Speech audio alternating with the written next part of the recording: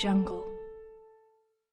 Hello and welcome to this week's WWW. Today we're going to do the next super simple yet spectacular spiritual law, which is the law of responsibility part 2. More particularly, we are going to focus in on Carl Jung's phenomenon of projection.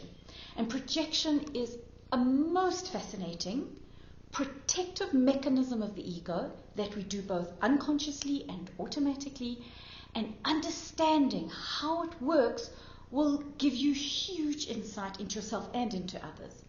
Put simply, when you walk into a room, you can see everyone except one person, and that's obviously yourself. So in order to see yourself, you need a mirror. Likewise, consciousness works in exactly the same way. You cannot see yourself. You cannot see your qualities, your characteristics, your personality. Others can often see you, but you cannot see that. And there are parts of us, qualities that we decided long ago were not okay, that were perhaps not socially acceptable to others. Perhaps we were laughed at for having them. And so what we did was we disowned those qualities, put them away, and wore a mask of the exact opposite qualities. So, for example, you disown your selfish self, your lazy self, your uncaring self, your nasty self, and you become the exact opposite.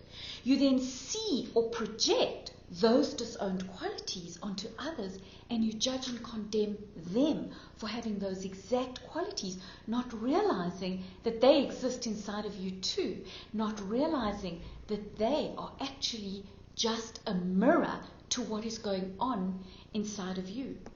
And that's because we are all everything. There's no quality that you can see or recognize in another that does not also belong to you. This is essentially the holographic model of consciousness, which basically states that the whole is contained in every part. So whenever you find yourself triggered by the behavior of someone else, be it a spouse, an ex, a child, a parent, or even a co-worker, then you are most likely in projection. When you're judging and condemning another, pointing your finger at someone and acting like the victim and feeling superior to this diabolical person, then notice that there are actually 3 fingers pointing back at you. So why is it useful to know and understand this? Well, because if you understand projection, then instead of behaving in the old ways, you can do something completely new and different and hugely empowering with it. If you have the courage to take an honest look to see how you too have that hated quality, where you are or could in the future display that exact quality, and how you at times can even use that quality to your advantage, then something magical begins to happen. Not only do you potentially put an end to the conflict, which could have been going on for many, many years, you actually take back a little missing piece of you. Because when you accept it in you as being a part of your humanity, then you most likely will accept it in them. Do you know how powerful it can be to gain that freedom to be and act on all those things that up until now you judged as wrong? So we look with you. Can you see a way and a circumstance where it would serve you to be selfish, or where it would serve, where you may need your lazy self or your angry self or your nasty, uncaring self? Where and in what situations might it serve you to have that quality? And reclaiming those aspects of self can really change your life.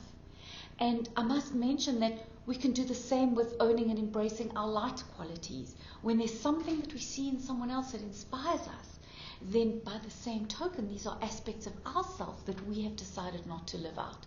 So growing spiritually is a journey. It's a journey to wholeness.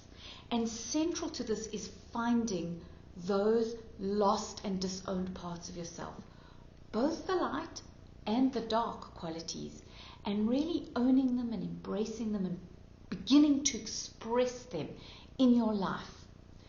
Based on the core principle of Debbie Ford's book, it was a New York Times bestseller, Dark Side of the Light Chasers, this session will give you an insight into your own nature that is rarely seen or understood by anyone.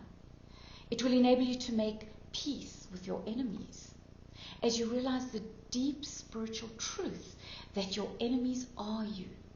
And when you get this, really get this, not as an idea in your head or as an intellectual exercise, but as an inner knowing, and apply it in your life, you will watch in amazement as those very people that you projected parts of yourself onto no longer upset you, no longer trigger you.